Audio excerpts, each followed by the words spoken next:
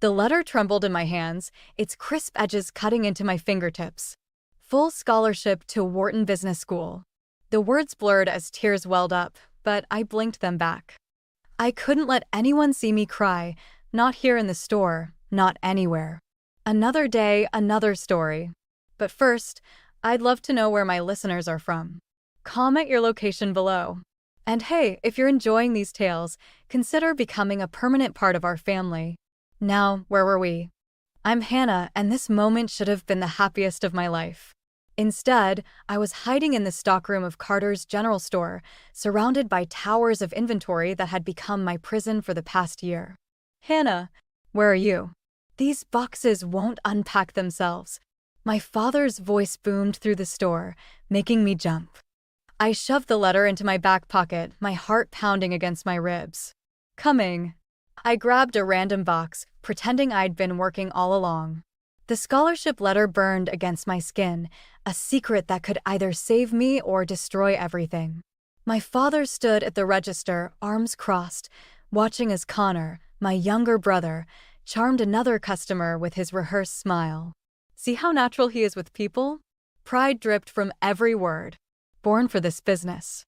I bit my tongue until I tasted copper. Connor was 15, barely passing his classes, but he was the golden child, the chosen heir. I set the box down harder than necessary, making my father's head snap toward me. Careful with the merchandise, he snapped. Those are crystal wine glasses, not your teenage attitude. The bell above the door chimed, and my grandmother Eleanor walked in, her silver hair gleaming in the fluorescent lights. My chest loosened slightly. She was the only one who saw me, really saw me. Hannah, darling, she called out, ignoring my father's presence. Ready for our Saturday business lesson? Before I could answer, my father stepped between us. Actually, Mother, Hannah needs to finish inventory today. We're short-staffed. Richard, Eleanor's voice carried that steel edge I'd always admired. Our lessons are non-negotiable. You agreed. I watched their silent battle of wills, counting the seconds until one of them broke. My father looked away first. He always did. Fine, but be back in 2 hours. We have a shipment coming in. Eleanor linked her arm through mine, leading me toward the door. As we passed Connor, he didn't even look up from his phone. Why should he? He'd never had to fight for anything in his life. Now, Eleanor said once we were seated in her office above the store, "Tell me what's bothering you. Your aura's all wrong today." I pulled out the crumpled letter, smoothing it on her mahogany desk. Her eyes widened as she read, then filled with tears. Oh, Hannah, this is wonderful. A full scholarship to Wharton? Your parents must be thrilled. My laugh came out bitter and hollow. I haven't told them. What's the point? They'll just say no, like they always do. Nonsense. This is your future we're talking about. Your parents will understand. Like they understood when I wanted to take that business course last summer, or when I suggested updating our inventory system. I stood up, pacing the room. They don't want me to succeed, Grandma. They want me to stay here, working for free, watching Connor inherit everything I've worked for. Eleanor's face hardened. Then we'll make them understand. Tonight, I'll host a family dinner to celebrate. No, please.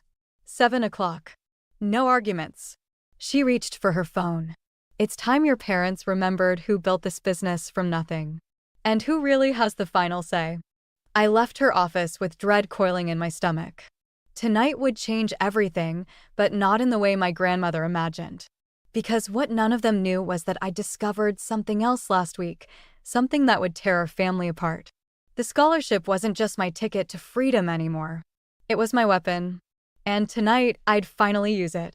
Grandmother's dining room felt like a courtroom.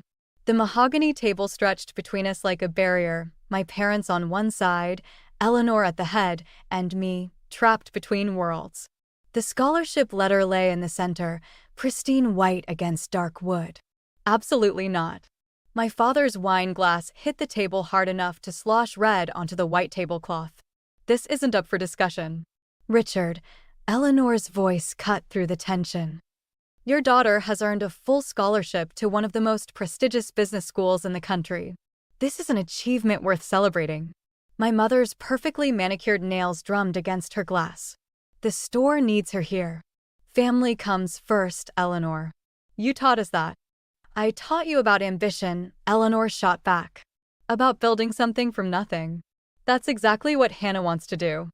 I stared at the growing wine stain on the tablecloth, watching it spread like the poison in our family. Connor's empty chair mocked us. He was at soccer practice, naturally excused from this family crisis. Hannah knows her place, my father said, as if I weren't even there. The store is her inheritance. My inheritance? The words burst out before I could stop them. That's funny, considering how you parade Connor around as your successor. How you let him skip work whenever he wants while I'm trapped there 60 hours a week without pay. Without pay? Eleanor's head snapped toward my father. Richard, you're not paying her? My father's face reddened. She's learning the business. By stocking shelves and running the register? I pushed back my chair, standing. By watching Connor get praised for showing up once a week while I miss every school event, every social gathering. Everything that makes me feel human. Sit down, my mother hissed. You're embarrassing yourself. No, mother. I'm embarrassing you. There's a difference. I pulled out my phone, bringing up the photo I'd been saving. Just like there's a difference between managing the store and stealing from it. The room went deadly quiet. My father's face drained of color as I showed Eleanor the photo, a screenshot of doctored inventory records I'd discovered last week. What is this? Eleanor's voice was barely a whisper. Ask them where the money from the Wilson account went, I said. Or the Peterson supply order. Or the...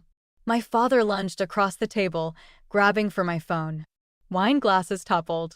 My mother screamed. But Eleanor was faster, snatching the phone from my hand before he could reach it. Richard, she said, her voice trembling as she scrolled through the evidence. What have you done? Nothing that concerns you, mother. The store is mine now. The store, Eleanor stood slowly, belongs to me. Or have you forgotten who still holds the deed? My mother burst into tears, right on cue. We had expenses. Connor's private coaching, the country club membership. Stop. Eleanor's command froze us all. She turned to me, her eyes bright with unshed tears. How long have you known? A week. I found the discrepancies while updating the inventory sheets. The ones Dad said were a waste of time. My father's chair scraped back. This is ridiculous. Hannah's making up stories because she's jealous of her brother. Because she can't accept her role. Your daughter, Eleanor Cudden, has just shown more business acumen in 5 minutes than you have in 20 years. She'll make an excellent CEO after she graduates from Wharton. What? 3 voices spoke at once. You're going to college, Hannah. And when you graduate, you'll take over as CEO of Carter's General Store. Eleanor's smile was razor sharp. Your father and mother will work under you, at reduced salaries, until they've repaid every penny they've stolen. Unless, of course, they'd prefer I involve the authorities. My parents' faces showed everything: rage, fear, defeat. But I felt nothing. No triumph, no satisfaction. Just a hollow space where family should have been. I'll see you at work tomorrow, I said, gathering my things. Early shift, right? Don't worry, I'll do the inventory. I'm good at finding things people try to hide. I left them there, with their spilled wine and shattered illusions. Tomorrow would bring consequences, but tonight I had won. And it felt nothing like victory. The smell of fresh coffee and warm pastries wrapped around me like a shield as I tied my apron behind the counter at Megan's cafe. 3 weeks of secret morning shifts had taught me more about business than years at my family store. Here, my opinions mattered. My ideas were heard. And most importantly, I got paid. You're getting good at those lattes, Megan said, watching me create a perfect leaf pattern in the foam. Much better than serving hardware and paint samples, right? I froze, nearly spilling the drink. How did you? Small town, Hannah. Your family store is practically an institution. She smiled, but her eyes were serious. Don't worry, your secret's safe with me. Though I'm curious why you're hiding this from them. The bell above the door chimed before I could answer. My blood turned to ice as Connor walked in, his soccer team in tow. Our eyes met. His widened in recognition, then narrowed with calculation. In that moment, my 15-year-old brother looked exactly like our father. "Well," he drawled, approaching the counter. "This is interesting. What can I get you?" I kept my voice professional, praying he'd play along. "Does Dad know his perfect daughter is moonlighting at a coffee shop?" His teammates snickered. I felt Megan tense beside me. "Connor, relax," he cut me off, pulling out his phone.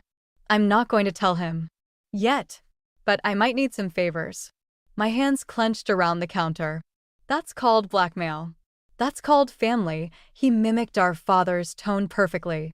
"Speaking of which, Dad's looking for last month's inventory records. The ones you're supposedly updating. The ones that proved their theft. I'd hidden them in Eleanor's office, but if my father was looking for them..." "I have to go," I told Megan, already untying my apron. "Family emergency." "Family emergency or family prison?" Connor called after me. "Better hurry, sis. Dad's in quite a mood today." I ran the 6 blocks to the store, my heart hammering against my ribs. Through the front windows, I could see my father in Eleanor's office, rifling through her desk. The bell betrayed my entrance. He looked up, his face darkening when he saw me. "Where are they?" He descended the stairs 2 at a time. "The inventory records." "Where did you hide them?" "I don't know what you're talking about." But my voice shook, giving me away. He grabbed my arm, pulling me into the stockroom. "You think you're clever, don't you?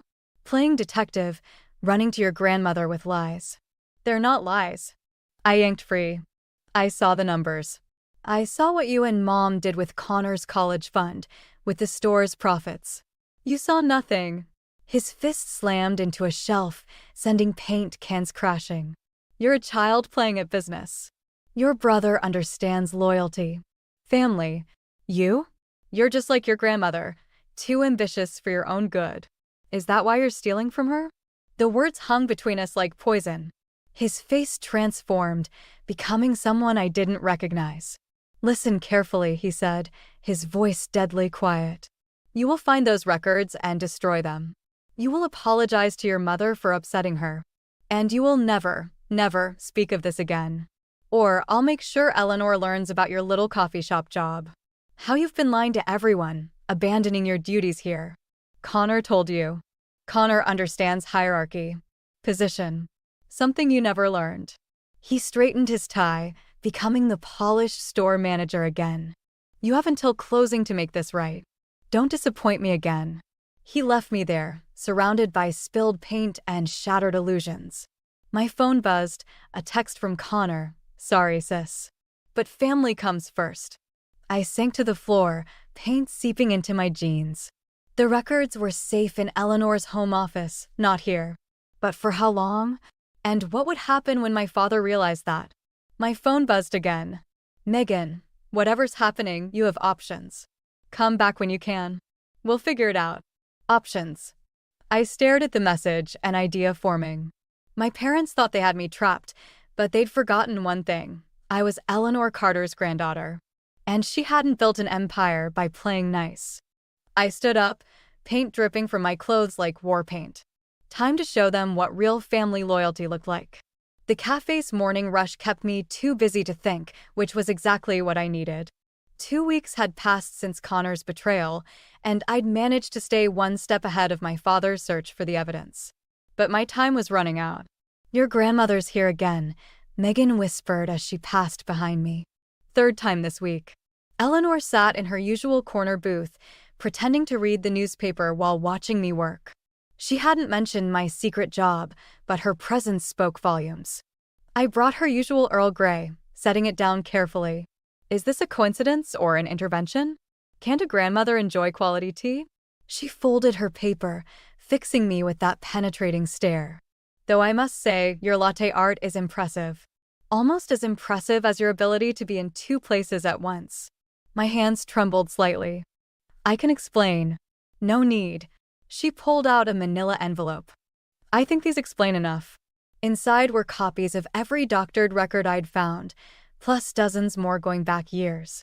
My father's theft ran deeper than I'd imagined. How did you? I built this business, Hannah. Did you really think I wouldn't have my own copies? She sipped her tea. The question is, why didn't you come to me directly? Before I could answer, Jason burst through the door, his face pale. Hannah, you need to see this. He thrust his phone at me. On screen was our local news website. Carter's General Store announces major expansion. Teenage son to head new location. There's more, Jason said quietly.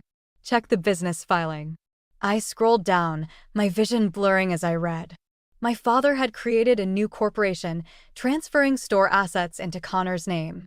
He was systematically draining the original business, Eleanor's business, into a new entity she couldn't touch. Well, Eleanor's voice cut through my shock. It seems your father's gotten creative with his theft. I have to stop this. I started untying my apron, but Eleanor's hand caught mine. No, you need to think strategically. Richard's making his move because he's desperate. He knows we have evidence of his earlier fraud. This is his attempt to secure Connor's future before it all falls apart. At your expense, I said. And mine. Actually, Megan joined our huddle, holding up her phone at everyone's expense. Your father just posted the store's new work schedule. You're down for 60 hours next week, all closing shifts. Unpaid, I assume. He's trying to force me out, I realized. Make it impossible for me to keep working here. Or study for finals, Jason added. Or graduate. Eleanor's face hardened. He's not just stealing money anymore. He's stealing your future. What do I do? The words came out smaller than I intended. You fight, Megan said firmly. Starting with this.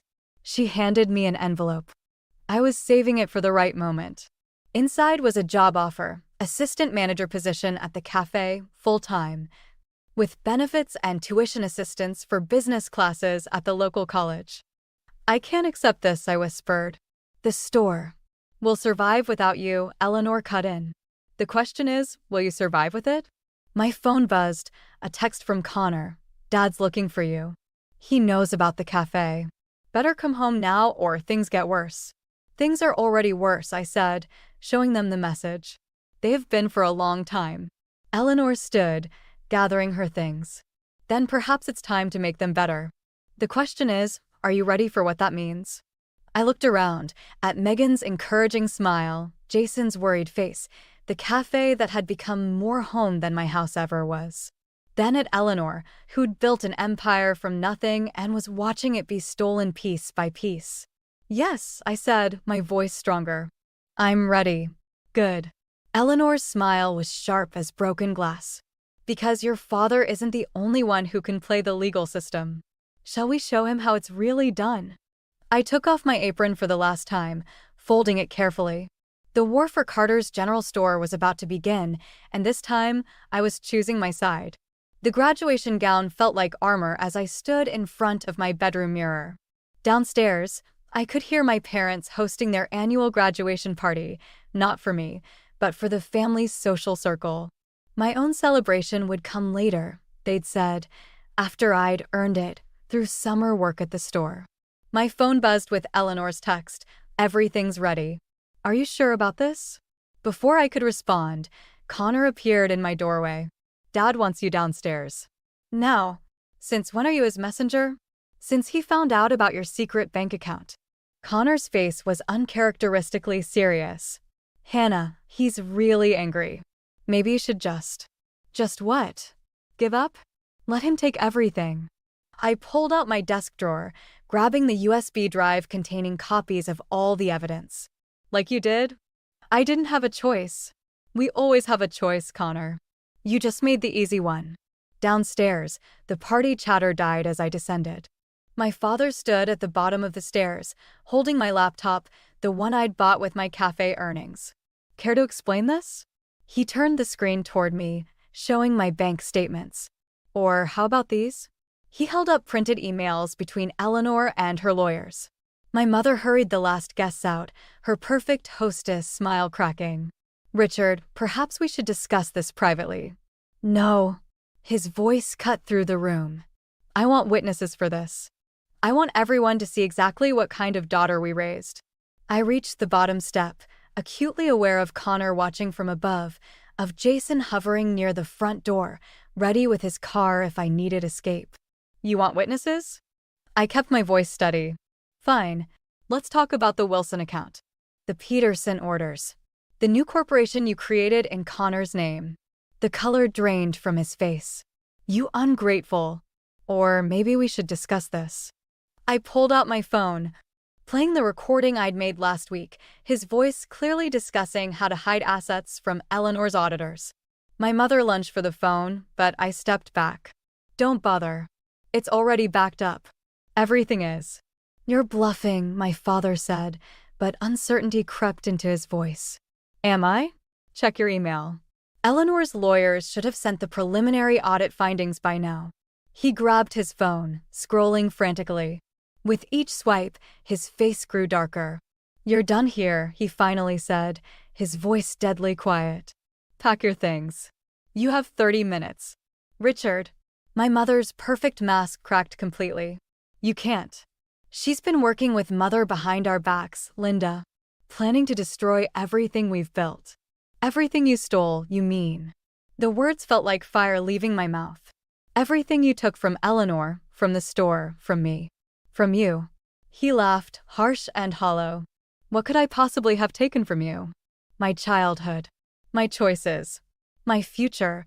I pulled out my graduation cords, valedictorian, honor society, business club president. Everything I earned while you were grooming Connor to steal Eleanor's legacy. Connor's sharp intake of breath from the stairs was the only sound in the room. You have 29 minutes left, my father said. Use them wisely. I turned to the stairs, but Connor blocked my path. Wait, he said, his voice small. Is it true? About the new corporation? Ask him yourself. I pushed past him, heading to my room. Ask him what he's been teaching you about family loyalty. 28 minutes later, I stood on the front lawn with 2 suitcases and my laptop. Jason's car idled at the curb, and Eleanor waited in her Mercedes behind him. Hannah. Connor's voice made me turn. He stood in the doorway, holding something. You forgot this. He tossed me the USB drive I'd left on my desk, the one containing all the evidence. I didn't forget it, I said. I left it for you. Time to make your choice, little brother. I got into Eleanor's car without looking back. In the rearview mirror, I watched Connor stare at the drive in his hand, our father's shadow falling across him from inside. Sometimes burning bridges lights the way forward. I just hoped Connor would see the light before it was too late. Eleanor's study felt like a war room, with papers spread across her antique desk and lawyers' business cards scattered like ammunition. 3 days after being thrown out, I sat across from her, watching as she reviewed the final audit results. $500,000. She set down the report, her hands trembling slightly. My own son stole $500,000. A knock at the door made us both jump. Connor stood there, pale and determined. I found something else. He placed a laptop on the desk, our father's personal computer. The password was my birthday. His laugh was hollow.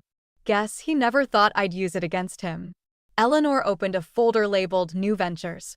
Her sharp intake of breath drew me closer. He's selling the store, I whispered, scanning the documents. He's already found a buyer. Not just selling it, Connor's voice cracked. Liquidating it. Everything Grandma built, he's breaking it apart for quick cash. The papers are ready to sign tomorrow. My phone buzzed. A text from Jason. Your parents just went into the store. They're clearing out the safe. Now. Eleanor stood, suddenly every inch the business titan who'd built an empire. We move now. 20 minutes later, we pulled into the store's parking lot. My parents' car sat alone under the security light, casting long shadows. Remember, Eleanor said, let me do the talking. Hannah, you. The store's front window exploded outward, showering glass across the pavement. Through the broken window, I saw flames licking up the wooden shelves. No! Eleanor's scream pierced the night as we ran toward the building. Inside, smoke filled the air, and through it, I saw my father feeding files into the fire, my mother frantically emptying the safe. Stop. My voice was lost in the crackling flames. You're destroying everything. It was already destroyed. My father turned, his face illuminated by the fire. The moment you chose her over family. This is my family's legacy. Eleanor stepped forward, but the flames blocked her path. Everything I built. You built nothing. He threw another stack of papers into the fire. I kept this business running while you played mentor to her. I made the hard choices. I deserved. You deserved prison. Connor's voice cut through the smoke. He held up his phone, recording everything. And now you'll get it. Sirens wailed in the distance. My mother grabbed her purse, stumbling toward the back door. Richard, we have to go. It's over, Dad, I said, watching our family's history burn. Just stop. For a moment, something flickered in his eyes, regret, maybe, or recognition. Then he smiled, cold and final. You want to run this business so badly? Try rebuilding it from ashes. He threw the last files into the flames and ran, leaving us to watch everything burn. The firefighters arrived minutes later, but it was too late. The store, Eleanor's legacy, my inheritance, our family's foundation, was gone. Hours later, we sat in Eleanor's kitchen, covered in soot and defeat. My parents had vanished, taking whatever money they'd managed to grab. The police were looking, but we all knew they were long gone. The insurance won't cover it, Eleanor said quietly. Richard canceled the policy last month. Connor stared at his phone, still displaying the video of our father's confession. At least we can prove it was arson. And then what? I looked at my hands, black with ash. The store is gone. The inventory, the records, everything. Not everything. Eleanor pulled out a singed folder, the store's original business plan, written in her own hand decades ago. We still have this. And we have something your father never understood. What's that? Each other. She spread the burned papers on the table. The question is, are you ready to rebuild? Not for revenge anymore, but for ourselves. I touched the charred edge of her business plan, feeling the weight of legacy and loss. The store had been my prison, then my battleground. Now it was ashes. But maybe, just maybe, ashes were the perfect foundation for something new. Where do we start? Eleanor smiled, and for the first time that night, hope flickered stronger than the flames had. We start with the truth. All of it. Together. The police found my parents in a motel 3 states away. They'd managed to grab nearly $50,000 in cash before torching the store. But their escape plan ended at a casino where my father lost most of it in a desperate bid to win enough for a fresh start. Now, 2 weeks later, I stood in the courthouse hallway, watching them being led in for arraignment. Connor's video evidence and Eleanor's financial records had built an airtight case. Ready. Eleanor squeezed my hand. Connor stood on my other side, his usual cockiness replaced by something harder, more determined. My father's eyes locked onto us as they passed. Still playing happy family? His smile was razor-sharp. Wait until you see what rebuilding that store really costs. Richard. My mother's mascara was perfect, even in handcuffs. Don't what? Tell them about the second set of books? The ones Eleanor's father kept. He laughed as the bailiff pulled him along. Ask her where the store's startup money really came from. Eleanor's hand tightened on mine. Connor stepped forward, but I held him back. He's lying, Eleanor said, but her voice shook. He's trying to. To what? I turned to face her. What's he talking about? Before she could answer, the prosecutor approached. They're offering a deal. Full restitution, minimal jail time, if they reveal everything about the store's financial history. All of it. Going back to the beginning. Eleanor's face went ash-white. No. Grandma? Connor's voice cracked. What are you telling us? She pulled us into an empty conference room, closing the door. Your grandfather. He wasn't always careful about where he got his loans. When I took over, I cleaned everything up, made it legitimate. But the original money was dirty. The pieces clicked into place. Dad knew. That's why he felt entitled to steal. I built something good from something broken. Eleanor's composure cracked. Everything I taught you, Hannah, about business, about integrity, it wasn't lies. It was redemption. A knock at the door made us jump. The prosecutor again. They're ready to talk. All of you should hear this.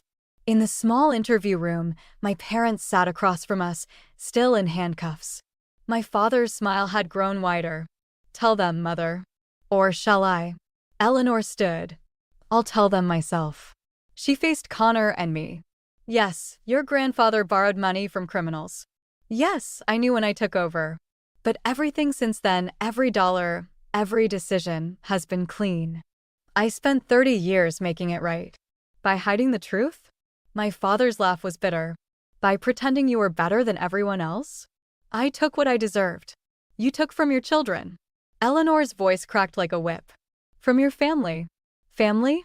My mother finally spoke. You want to talk about family? Tell them about Richard's brother. The one who disappeared after threatening to expose everything. The room went silent. Connor grabbed my hand under the table. My uncle, I whispered. The one you said died in an accident? Eleanor sank into her chair.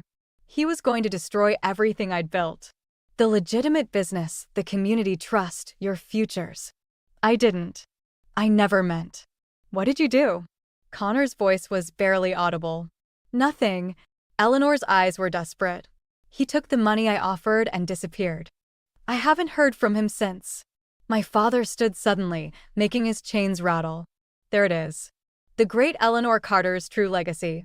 Buying silence, burying secrets, all while preaching about integrity.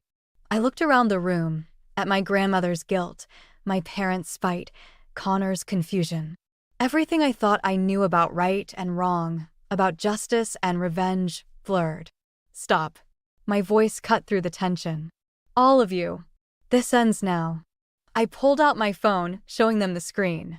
A video call connected, revealing a familiar yet strange face. Hello, Richard. My uncle smiled sadly. Eleanor. It's been a long time. The truth about legacy, I realized, watching their faces crumble, isn't what we inherit. It's what we choose to do with it. And I was done letting the past poison our future. The new Carter's general store rose from the ashes with clean lines and fresh paint, but I kept one charred beam exposed near the entrance. Some scars deserve to be seen. Ready. Connor adjusted his name tag, assistant manager glinting under the morning sun.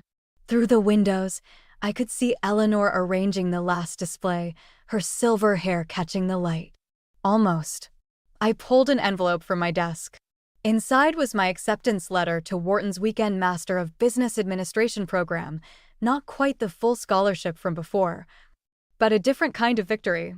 Beside it lay the plea agreement my parents had signed yesterday, trading full restitution for reduced sentences. The bell chimed.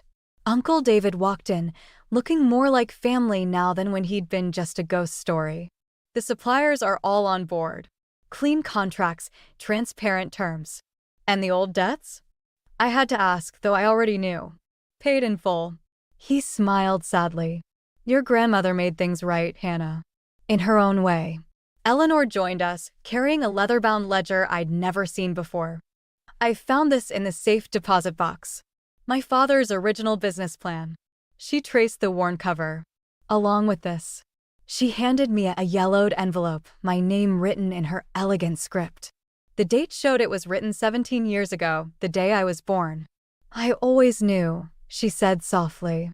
Even then, I saw something in you. The strength to break cycles, to build something better. I opened the letter, reading words written by a younger Eleanor to a baby she hoped would understand. To my granddaughter. Legacy isn't what we leave behind. It's what we choose to carry forward. Choose wisely. The morning light streamed through windows that had once been bars, illuminating the store we'd rebuilt together. Not just the building, but the foundation beneath it. Trust, truth, redemption. First customers in 10 minutes, Connor announced, flipping the sign to open. Think we're ready?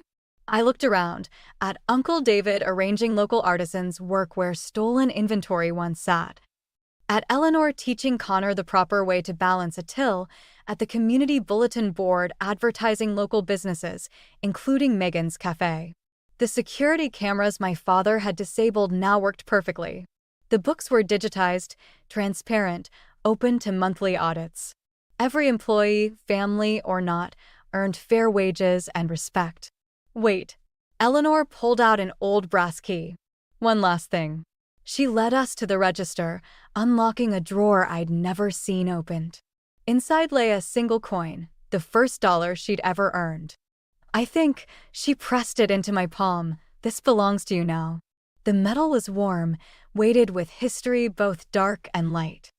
I could lock it away, let it become another family secret. Or I walked to the front window and placed it on display, right next to the charred beam. A reminder that legacy isn't just what we inherit, but what we choose to transform. The bell chimed again. Jason walked in, carrying coffee for everyone, a morning tradition he'd started when he helped us rebuild. Look who I found outside. Behind him stood a young girl, maybe 16, clutching a resume. I heard you were hiring? My parents want me to work for their company, but I was hoping. I recognized that look, the desperate need to write your own story. Connor did too, judging by his small nod. Come on in, I said, gesturing to my office. Let's talk about your future. Eleanor's letter crinkled in my pocket as I walked, its final words echoing. Choose wisely. We all had. And those choices had built something stronger than revenge, more lasting than justice. They'd built a future worth inheriting. The store's old sign still hung outside, but below it we'd added new words. Carter's General Store, building legacy, one choice at a time. It wasn't perfect. But then again, the best stories never are. Would you mind not coming to our wedding or our new home? He'll just ruin the mood. If you don't like it, we can just divorce. Susie said this with a condescending look. Kellen seemed flustered by Susie's attitude. It's just too much to treat your in-laws like that. She could at least be a bit more polite. What did we ever do to Susie? All we did was greet her with, "We hope to get along from now on." What was so wrong with that? Susie clearly has a lot of growing up to do. She needs to be set straight. My name is Clara, a 55-year-old housewife. I work and also manage the household. My husband and I have a son named Kellen. He's grown up to be a fine young man and now works at a top-tier company. After years of raising our child, I was enjoying a relaxed life with Lucien, who had retired a bit earlier than me. We sometimes reminisced about our younger days and felt the emptiness without Kellen, but it was a refreshing change. We were thoroughly enjoying our current life and were confident about the future. Then, some wonderful news came our way. Kellen had found someone he wanted to marry. She was a junior at his company and they had been dating for a few years. Our beloved son, whom we had raised with so much care, had found happiness. How could we not be overjoyed? He had already proposed and it seemed Susie had happily accepted. They wanted to formally introduce her to us. We were excited to meet the woman Kellen had chosen and even rearranged our plans and picked out nice outfits for the occasion. Surely if Kellen chose her, she must be a wonderful person. She's probably sweet and very feminine. I was so excited to meet her that even my colleagues noticed, saying, "You seem to be in high spirits lately." Finally, the day of the introduction arrived. We waited in a private room at the designated restaurant when Kellen and a young, lovely woman walked in. She must be the woman he wants to marry. We began introducing ourselves. "Nice to meet you. I'm Susie. I've been dating Kellen." We introduced ourselves in return, nodding politely. The conversation flowed, discussing Kellen and Susie's past. Eventually, the topic shifted to work. "I would like to become a homemaker after we marry. I believe women should support their homes." If you ever want to work, you should. I work too." "You work even though you're a mother-in-law?" Susie looked surprised and then displeased. Did I say something wrong? I think the idea that women should only be homemakers is outdated. Women can pursue careers now. Susie's face darkened even more. Kellen and Lucien both sensed the tension. What should I do? Was it wrong to express my opinion? I hesitated, and then Susie blurted out, "You must be so pitiful." "What?" I tilted my head, not understanding. Pitiful? Why would she say that? Isn't it happier to be a homemaker, not having to work and just staying at home? It's easier than earning money. You probably weren't allowed to, right? So sad. That's not true. I'm very happy. My job is fulfilling. Lucien has already retired, so I don't have to worry about household chores. Wait, you work, but your husband doesn't? Aren't men supposed to earn money? It must be tough having a lazy husband. Don't say that. We chose this life together. No matter how much we tried to explain, Susie's pitying attitude didn't change, even though it's different. We chose this life because it's what we wanted. Why do we have to be criticized like that? As I was feeling frustrated, Susie hurled even more hurtful words at us. Susie, enough is enough. Stop disrespecting my parents. Kellen intervened, clearly unable to stand the tension any longer. But Susie wasn't convinced. Why won't you understand me? I just said that because I felt sorry for your mom. What's wrong with that? She really is pitiful. The two began to argue in front of me. It's my fault. I shouldn't have said anything. Blaming myself, I watched the unfolding drama. I never thought Susie would be like this. I can't forgive you for saying that to my mom. We're calling off the engagement. As the argument heated up, Kellen's declaration left Susie in shock. Wait, I have already told my parents and friends about our engagement. You can't just call it off. It seemed Susie had prematurely announced their engagement to everyone she knew. She approached Kellen, her face pale. I really love you, Kellen. I want to be with you. Watching her grovel was honestly nauseating, but this was too cruel. They had been doing well until now, and it seemed rash to end everything over a momentary disagreement. Maybe Susie could change, maybe she just lost her temper. Acting on fleeting emotion could have lasting consequences for Kellen's future. Kellen, why not forgive her? She's apologizing. I don't mind. I'm sure Lucien feels the same, right? Lucien nodded. Yes. It seemed he understood my perspective. You know, aside of Susie we haven't seen, it might be too hasty to call off the engagement without considering all the good in her. Hearing Lucien's words, Kellen pondered. Maybe you're right. In the end, Susie sincerely apologized for her behavior. Even after their engagement, Kellen seemed wary of Susie's attitude. He made it clear if she showed any disrespect towards us, he would reconsider their future together. Time passed. Kellen and his fiancée were making steady progress with their wedding preparation. Just recently, they sent out the invitations. Moreover, they decided to build a new home to start their married life in. Although it's still under construction, I have been invited by Kellen several times to check out the progress. Even though it's not finished yet, you can already tell it's going to be a beautiful house. The contractors have been very professional, and I couldn't help but feel proud thinking, that's my son for you. One day, Kellen invited Lucien and me to see the progress of their new home. Lucien in particular was very impressed. Every time he saw it, he would say, "What a great house!" I bet Kellen was pleased to see such reactions. Kellen enthusiastically showed Lucien the plans, explaining, "This area will be like this." Afterwards, we decided to grab some coffee. Kellen, Susie, Lucien, and I went to a nearby cafe.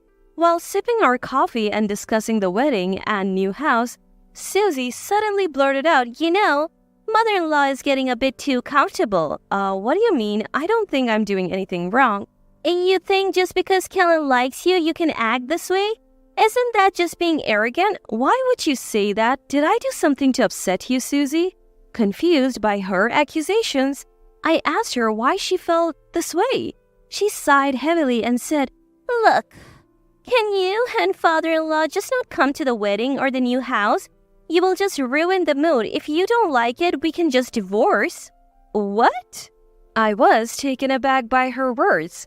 Kellen, looking panicked, called out, Susie. But unlike before, she didn't apologize. Instead, she looked proud as if she had accomplished something. Why was she treating me this way? I thought she had changed her attitude, but it seems I was still an intruder in her eyes.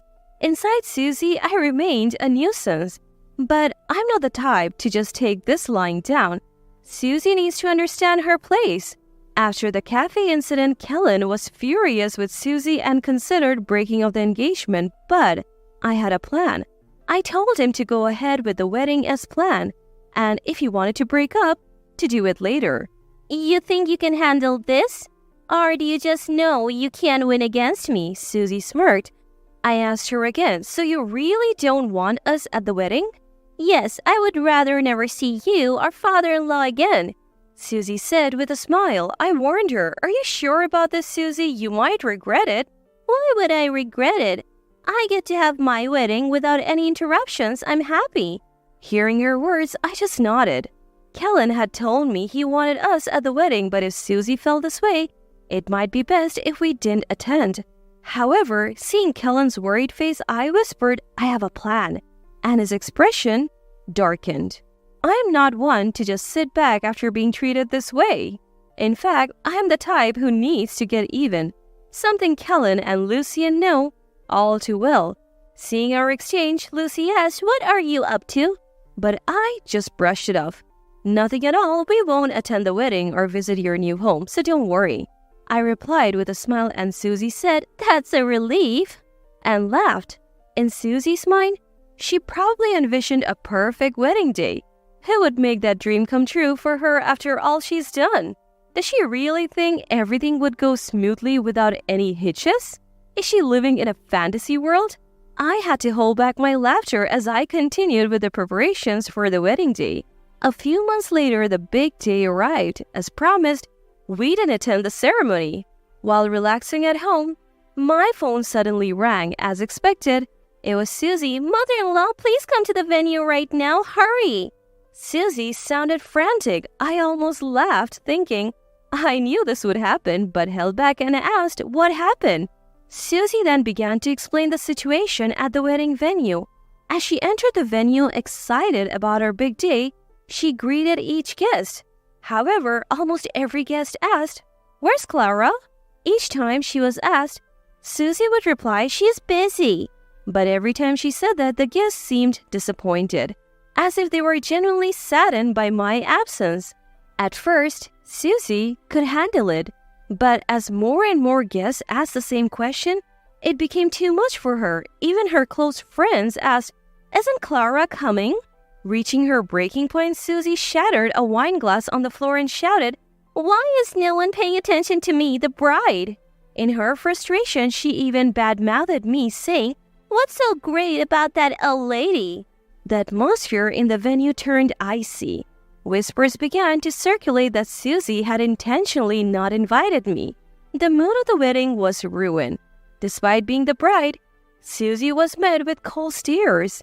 She felt uncomfortable as guests whispered about her.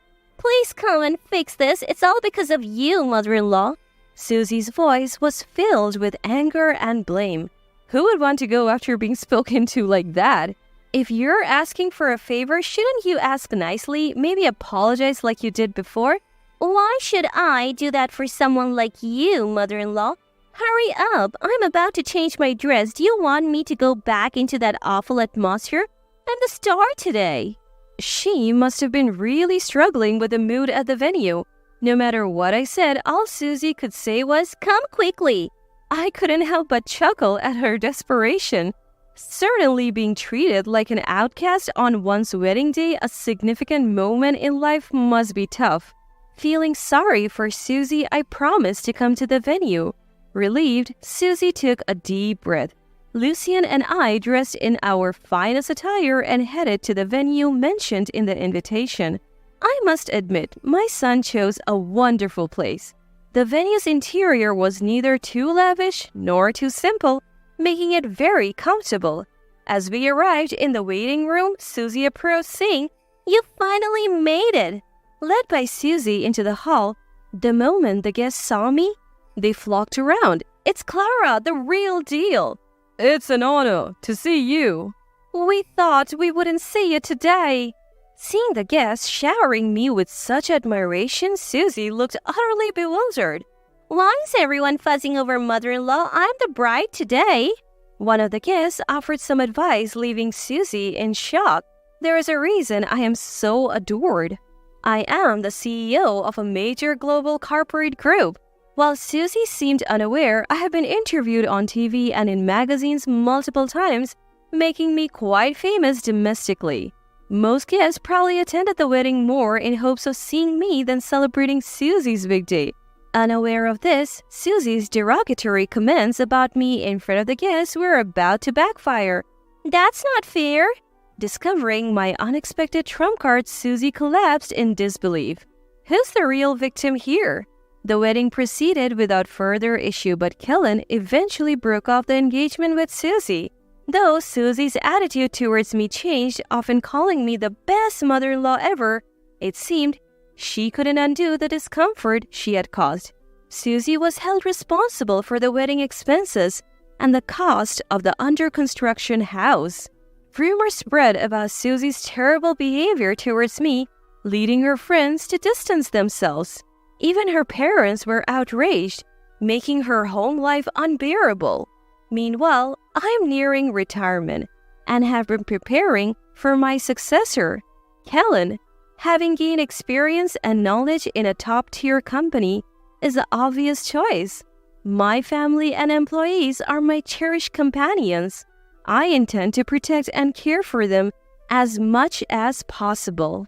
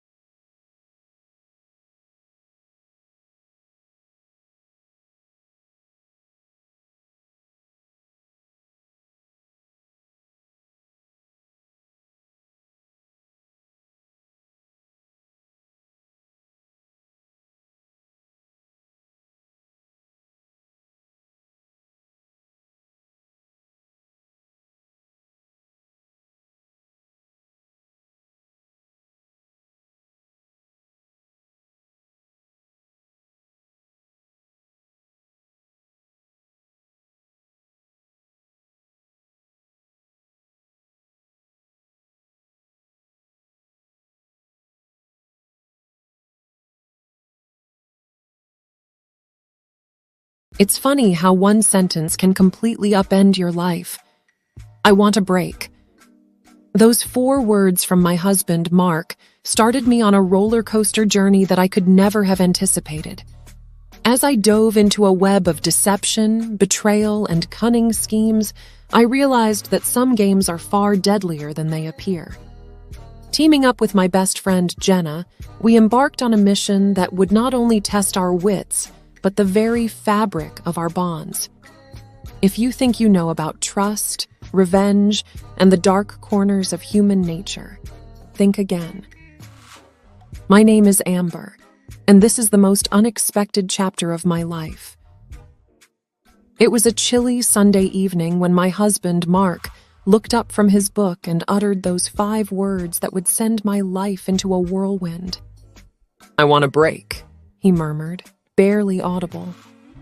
I thought I'd misheard him, so I paused the movie we were half watching. "What did you say?" I asked, my heart pounding in my chest. I'd expected a lot of things to come out of his mouth, but not that.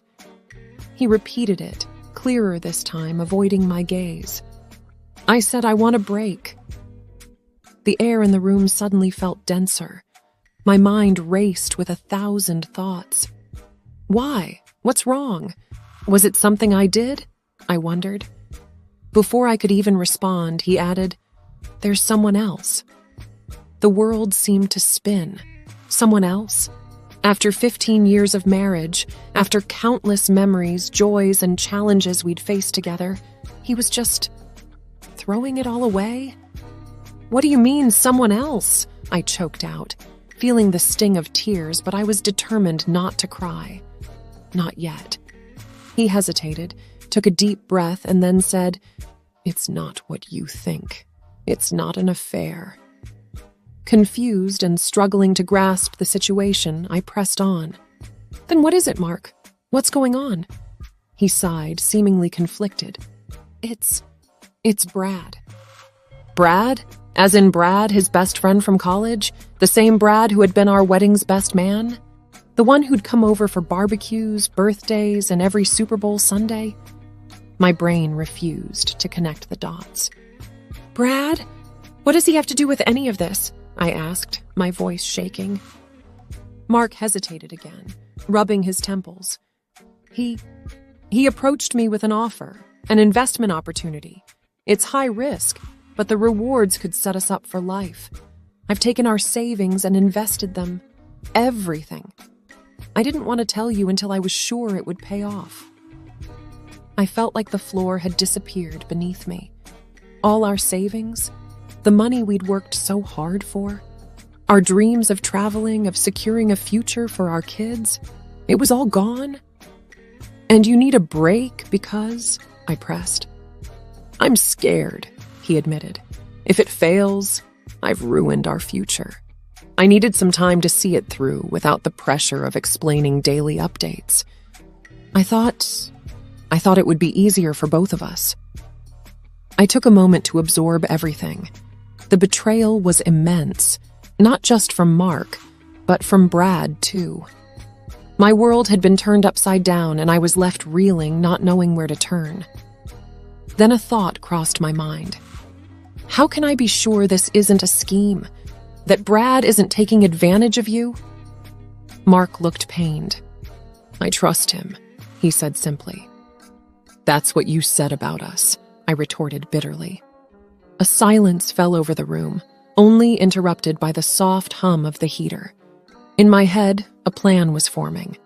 I wouldn't stand by and watch as our life savings disappeared into the abyss. If Brad had genuinely offered an investment, I would ensure that we got our money back, even if it meant playing a bit dirty. I thought about it long and hard. "All right, Mark," I finally said, determination lacing my voice. "Take your break, but know this, I will get to the bottom of this. If Brad is being honest, great. If not, he's going to regret ever crossing our path." With that, I started my mission. It was time for a little revenge, the type that was best served cold. I needed information and a plan. The first person that came to mind was my best friend, Jenna. She worked in the world of corporate investigations and had a knack for getting to the bottom of things. Plus, she'd been suspicious of Brad for years. The next day, over coffee, I spilled everything to Jenna. As I recounted the story, her eyes grew wider. "I knew there was something off about him," she murmured.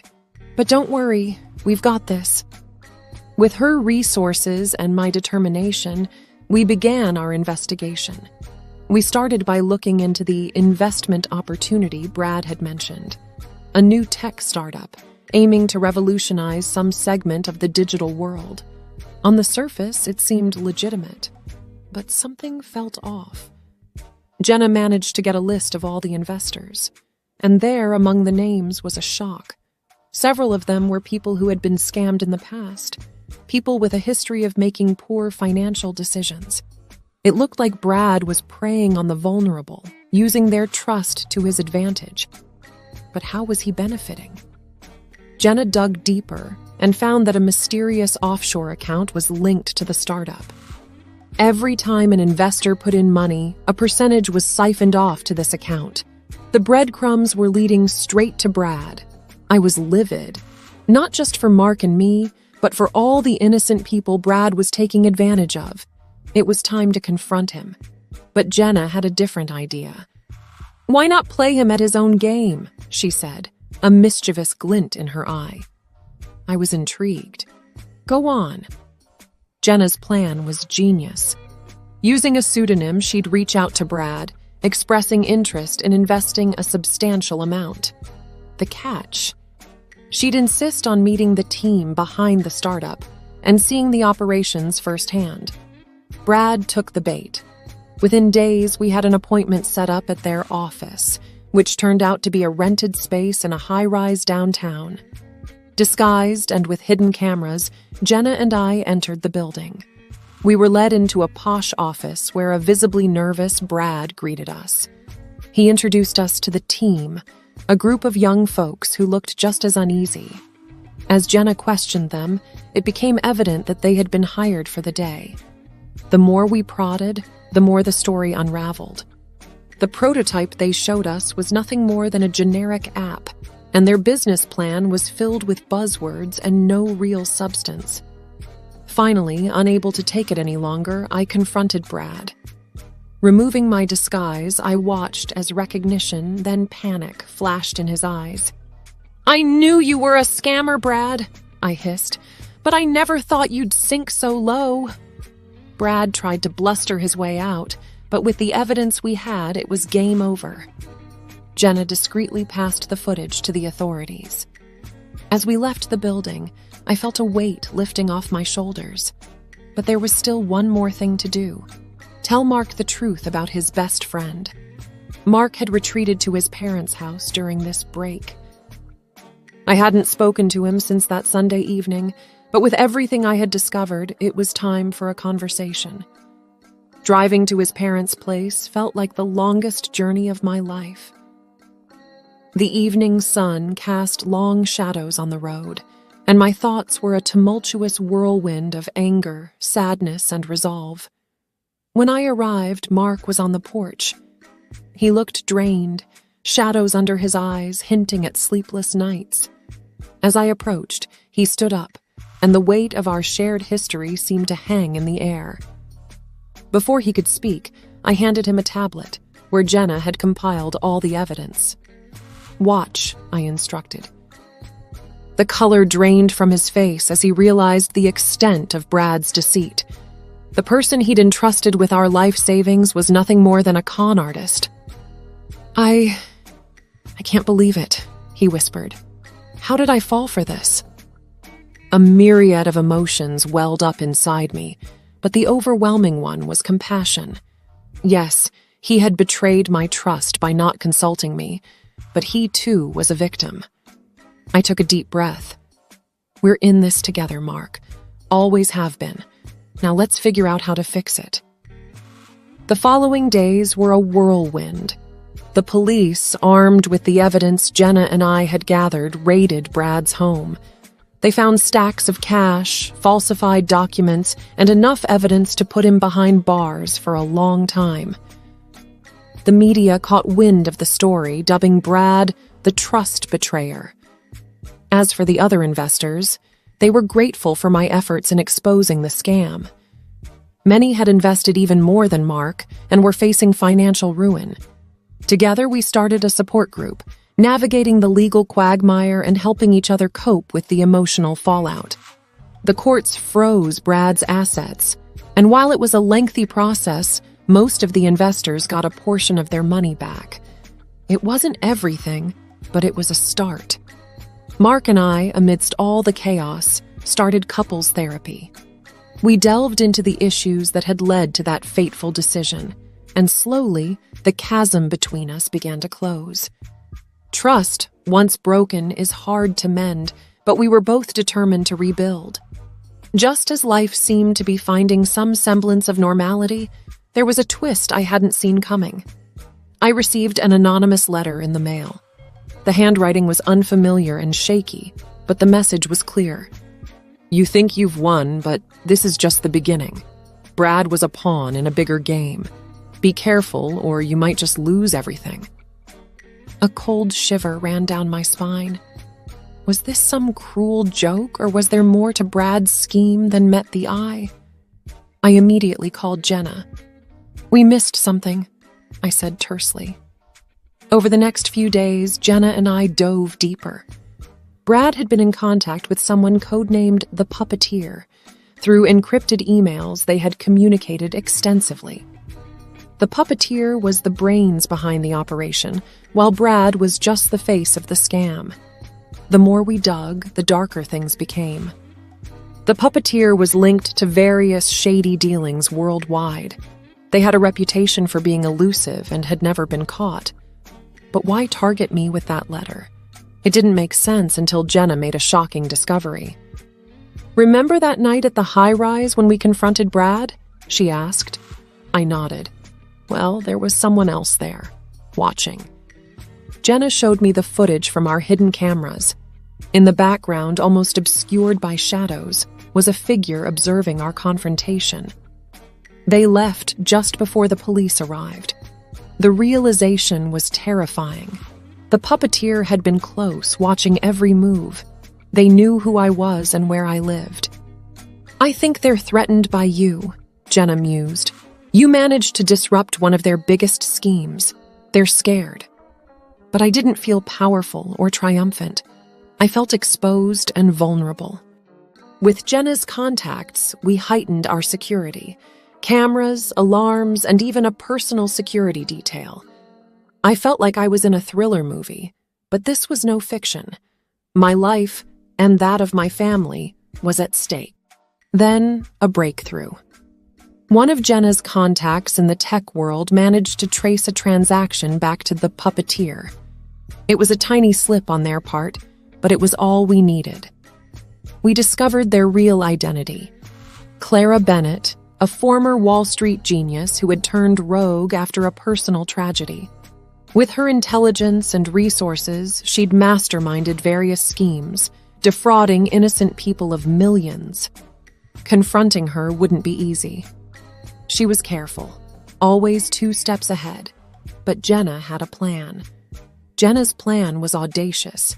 It involved playing Clara at her own game, using deceit and strategy. The only way to catch a snake is to become one, Jenna said cryptically. We started by leaking fake information about a supposed multi-million-dollar investment opportunity. The bait was designed to be irresistible to Clara, a tech innovation that promised to disrupt the entire industry. Jenna had connections with a couple of actors who posed as the inventors, giving interviews and showcasing their invention. Sure enough, within days, we got a bite. An anonymous offer came in to buy out the technology. We arranged a meeting to discuss the deal. Given Clara's caution, we knew she'd send a representative, but we were prepared. The meeting was set in a lavish penthouse suite, wired with hidden cameras and microphones. I posed as the assistant to the inventors, while Jenna stayed behind the scenes, coordinating with our security team. A sharp-looking woman in her 30s, undoubtedly Clara's right hand, arrived to negotiate. She was skeptical and shrewd, asking detailed questions about the tech. Our actor friends played their part to perfection, convincing her of the opportunity. After hours of negotiation, we had a signed contract and, most importantly, a direct line of communication to Clara. The representative made a call right there, discussing terms and the significant numbers involved. Using voice recognition software, we confirmed our suspicion. Clara Bennett was on the other line. Over the next few days, we staged a series of accidents, causing delays and increasing the pressure on Clara. We wanted her to get involved personally. And then, the moment we had been waiting for. Clara requested a face-to-face meeting. She wanted to see the tech herself and finalize the deal. The location was a secluded mansion, one of Clara's many hideouts. With our security detail and local law enforcement hidden nearby, Jenna and I walked into the lion's den. The atmosphere was thick with tension as Clara, a tall, imposing woman with piercing eyes, greeted us. "I have to say, I'm impressed," she began, her voice dripping with condescension. "But did you really think you could fool me?" For a moment, my heart sank. Had she seen through our ruse? But then Jenna stepped forward, pulling out the signed contract. "Actually, Clara, we did." The room erupted into chaos. Clara's guards tried to intervene, but they were no match for our team. Within minutes, Clara was in cuffs, the weight of her many crimes finally catching up to her. The aftermath was intense. The media went wild over the story of Clara Bennett's capture. Mark and I appeared on numerous talk shows telling our tale. Our bond, which had been so strained, grew stronger than ever. The threat of Clara and her schemes was finally over. And while the journey had been harrowing in the end, love and persistence had triumphed over deceit. On a stormy night at the end of July, when I thought nobody would come by in such weather, the front doorbell rang. "Hello, who is it?" As I opened the door with skepticism, there stood my granddaughter Mia, drenched from head to toe, looking utterly exhausted. "Grandma." I was so surprised by the unusual atmosphere that I immediately tried to let her in, but before that, Mia reached out her hand to me and said in a feeble voice, "Please, let this pay for dinner." In Mia's soaked hand was $1, apparently intended as payment for her meal. While I didn't mind feeding Mia without any compensation, her condition seemed far from normal, so I decided to call my husband Matthew over.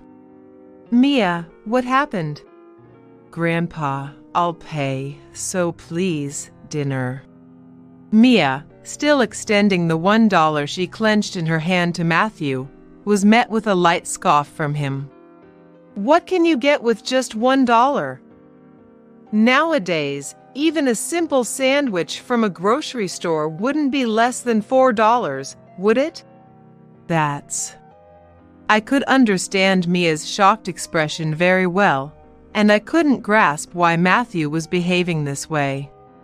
It seemed harsh of me even to think this way about Mia, but I hadn't yet realized that there was a variety of circumstances and kindness behind it. I, Chloe, am just an ordinary housewife working part-time at a sandwich shop. Matthew, having retired from a public service job, now runs a wrestling class for local children due to his expertise in the field. Though Matthew can be quite strict and inflexible, it doesn't mean he's necessarily complicated or peculiar. We have a son, Kevin, who has already moved out, living about a 30-minute drive from our house with his wife, Isabella, and their children. If I remember correctly, Isabella and Kevin met through a college friend and got married when they were 28. Kevin works in a technical role at an electronics manufacturer and often has to travel for work, sometimes being away for up to a month. During these times, Isabella naturally ends up taking care of Mia, but as far as I knew, there were no particular issues. Mia used to attend Matthew's wrestling classes and frequently visited our house during her elementary school years, but as she joined the track team in middle school, her visits became less frequent, only a few times a year. However, as they say, no news is good news, so I didn't concern myself too much with Kevin and his family, including Mia. That was until the stormy night at the end of July when I thought nobody would come by in such weather, and the front doorbell rang. "Hello, who is it?" As I skeptically opened the door, there stood Mia, drenched from head to toe, looking utterly exhausted. Grandma. Surprised by the unusual atmosphere, I immediately tried to let her in, but before that, Mia reached out her hand and said in a feeble voice, "Please, let this pay for dinner." Mia's hand held $1, apparently intended as payment for her meal. While I had no issue feeding Mia without any compensation, her condition seemed far from normal, prompting me to call Matthew over. "Mia, what happened?" "Grandpa, I'll pay, so please, dinner." Despite Mia extending the $1 she clenched in her hand to Matthew, he lightly scoffed. "What can you get with just $1? Nowadays, even a simple sandwich from a grocery store wouldn't be less than $4, right?" That's. Understanding Mia's shocked expression well, I was puzzled by Matthew's behavior. It seemed my concern was unnecessary as Matthew soon reassured Mia with a kind face. "Don't worry, Mia. What I said was just a general statement. I don't know what's happened, but seeing you like this, how can any of us ignore it? Put your money away and come inside." "Thank you." "There's no need to be so formal. First, take a shower. Chloe, can you get Mia some clothes?" "Of course. Come on, Mia. This way." "Okay." After having dinner with Mia, we were able to hear about her situation. "When I got home after club activities, the door was chained and I couldn't get in." To lock out your own daughter, what was Isabella thinking? "It's not the first time it's happened. A few occasions before. Usually, I'd go to a friend's house or hang around outside before going home." The shadows in Mia's words were clear, suggesting there was more to the story than met the eye. Matthew, noticing this, looked very stern. "Not the first time? Mia, can you tell us more?" Prompted by our voices, Mia, with a pained expression, said, "The reason, you can guess. It wasn't the first time the chain was on the door, but on a different day, there were men's shoes in the entrance. Mom was talking very closely with someone." "I see." Matthew and I both seemed to understand. The fact that even her daughter was locked out and men's shoes were at the entrance. And considering the intimate tone of voice, it was natural to think Isabella was having an affair. "What about Dad?" "Dad was on a business trip. It often happens when he's away." To exploit the absence of her daughter suggests a deepening suspicion towards Isabella, but never clearing. However, what a terrible story. Being neglected for an affair must be unbearable, especially for Mia at such a sensitive age. I know what Mom is doing too. That's why it's even more shocking. But I tried to keep quiet and kill time, but it was too hard. Especially when my phone was about to die. We could more than guess Mia's feelings, and it was hard for us as well. I didn't know what to do, then the weather got worse, and somehow I ended up walking here. Anyone would understand how difficult it is to walk a distance that takes 30 minutes by car. Especially wandering on such a stormy night, I couldn't help but feel sorry for Mia. Even on a stormy day like this, I can't understand Isabella's mentality to leave her daughter out. No, I don't even want to understand. Matthew seemed very angry, but considering Isabella's selfishness or insensitivity, it was justified. Don't worry, Mia. You can stay here for a while. Thank you, Grandpa. Having nowhere to belong must be the hardest thing, so there was no reason for me to oppose Matthew's decision. Matthew seemed to think it problematic that Mia's dad, Kevin, was unaware of the situation, and he immediately contacted him. As a result, after negotiating with his company, Kevin managed to cut his business trip short and return home. With school being on a long break, Mia would continue to stay with us. Mia, of course, had contacted her mom, but after hanging up, she said, "Mom seemed clearly relieved. She said it's better for her that I'm not around." No need to think hard to understand in what way it was better for her.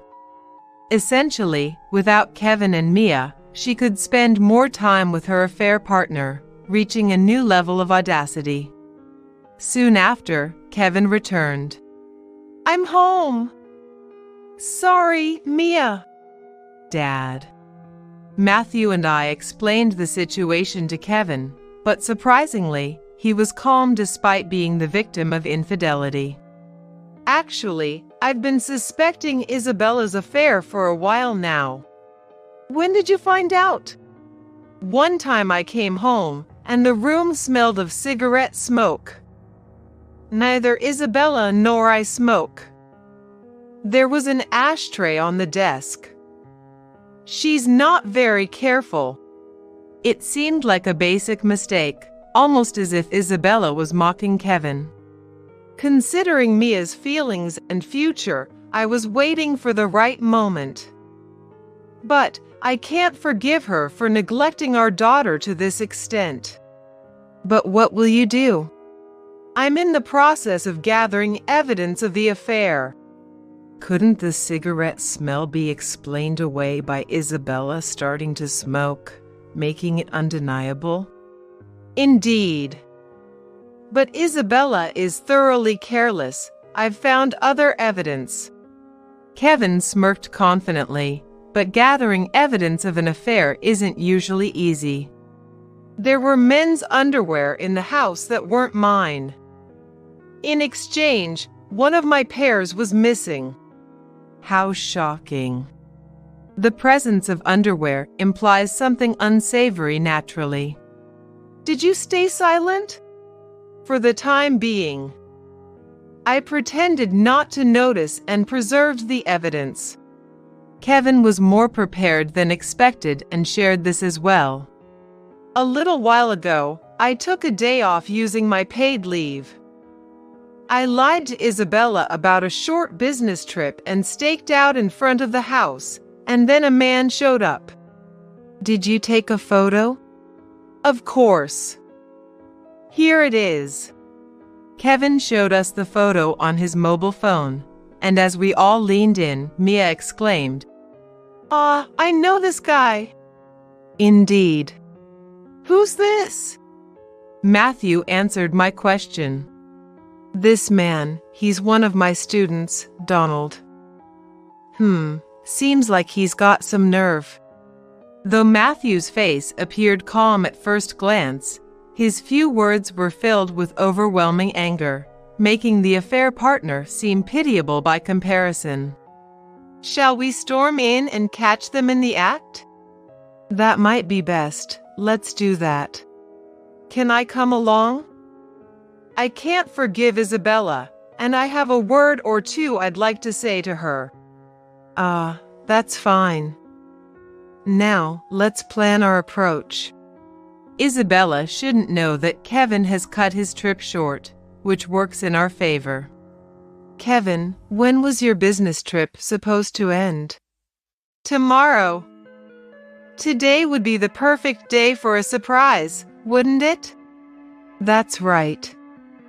Let's go then.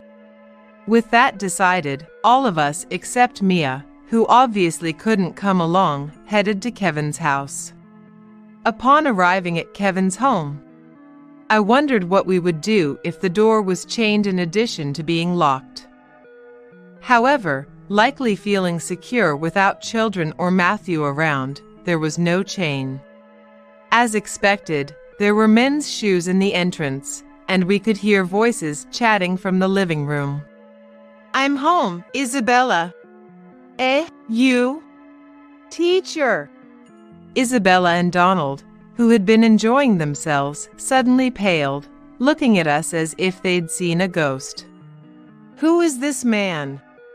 "He's just a friend. Just a friend." That's right. We were just having a light conversation, nothing inappropriate at all.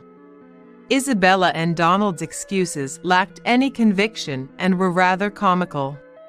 Obviously, such superficial excuses wouldn't appease an enraged Matthew.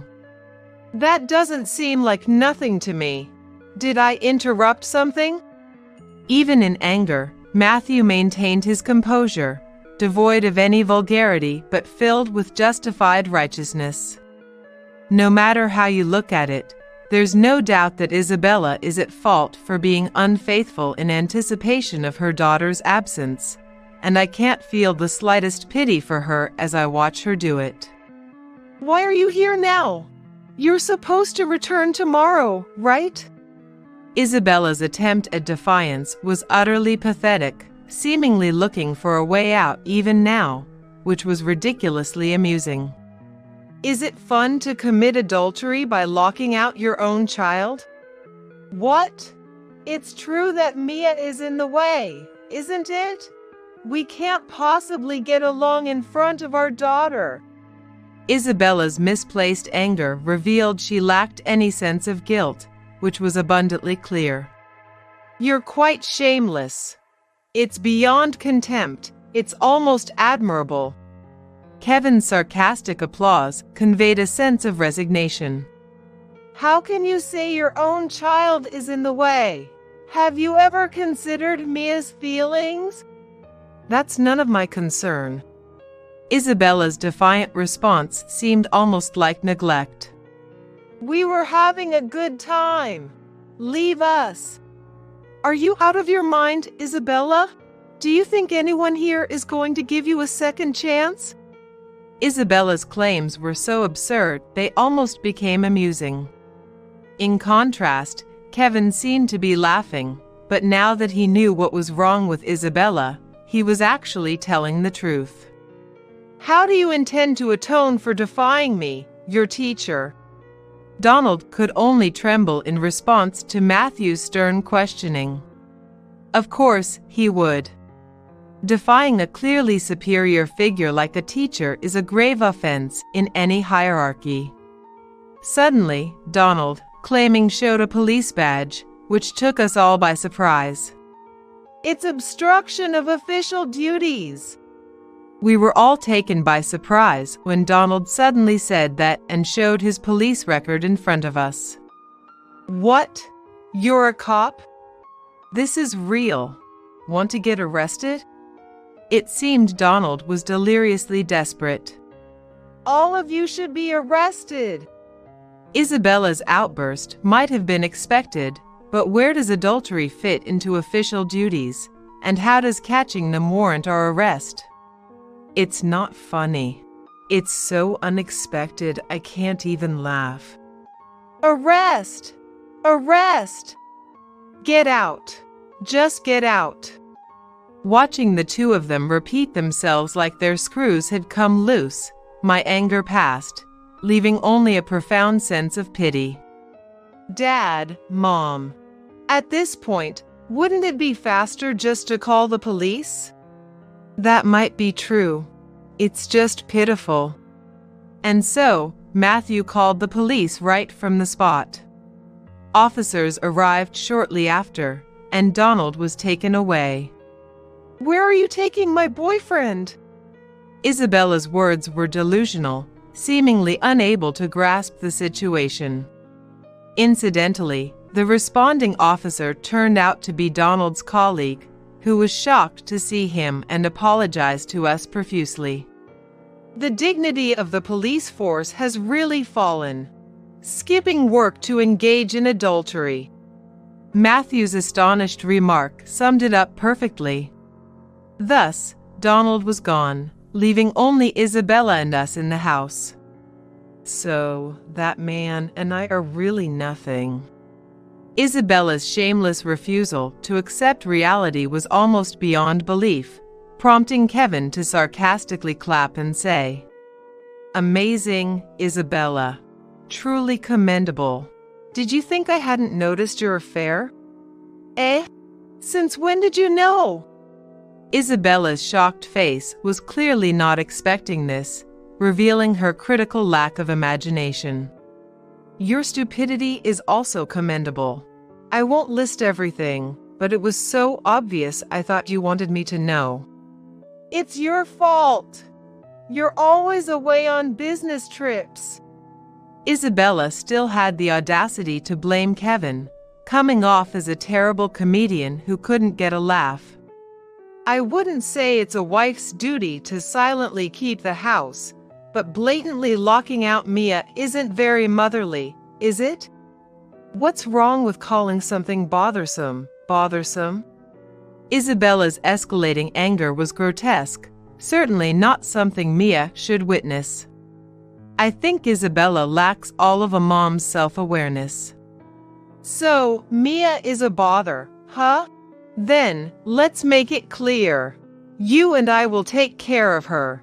We're getting a divorce, and you have no complaints, right? How can you jump to that conclusion? A slight indiscretion and you're not convinced?" Kevin's admonishing tone was one thing, but Isabella's response was unexpectedly absurd. Considering she was the unequivocally guilty party, her ability to argue this point was strangely fascinating. "What will happen to my life if we divorce? Isn't that irresponsible?" "Silence. Don't speak another word." Matthew's glare was as sharp as a knife, making it clear that no sophistry would work on him. "To think you'd still rely on Kevin after all your misdeeds, you parasite." Isabella, we're getting a divorce. And of course, you and Donald will be paying compensation. No objections, right?" Matthew's presence was imposing, leaving Isabella sweating profusely. "No objections?" "Yes." Isabella nodded repeatedly, her teeth chattering.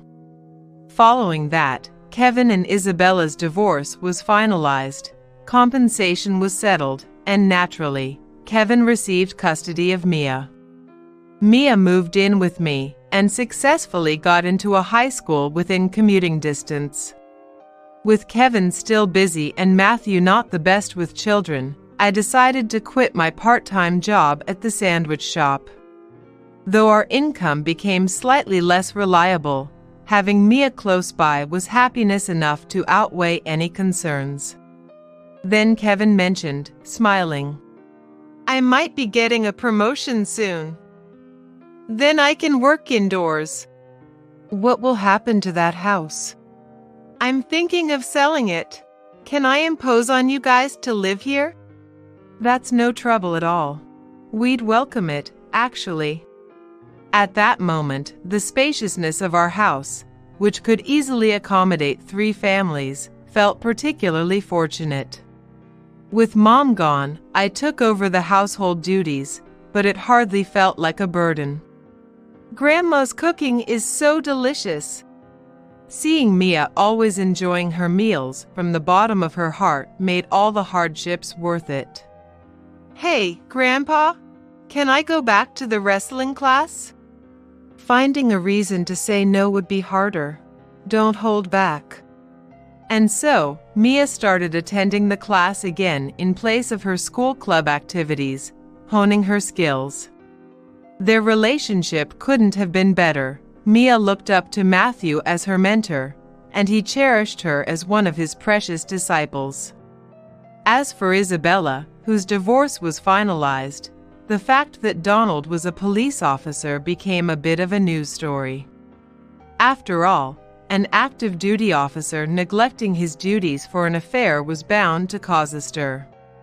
According to the news, Donald received a stern warning and chose to resign voluntarily, which made perfect sense. There was no way to know about Isabella's whereabouts afterward, and to put it coldly, as long as she paid Kevin the compensation, it didn't matter.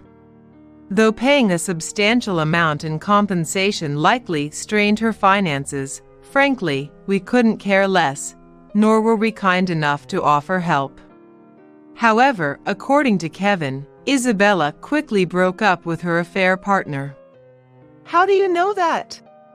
Curious about the source of his information, Kevin laughed dismissively.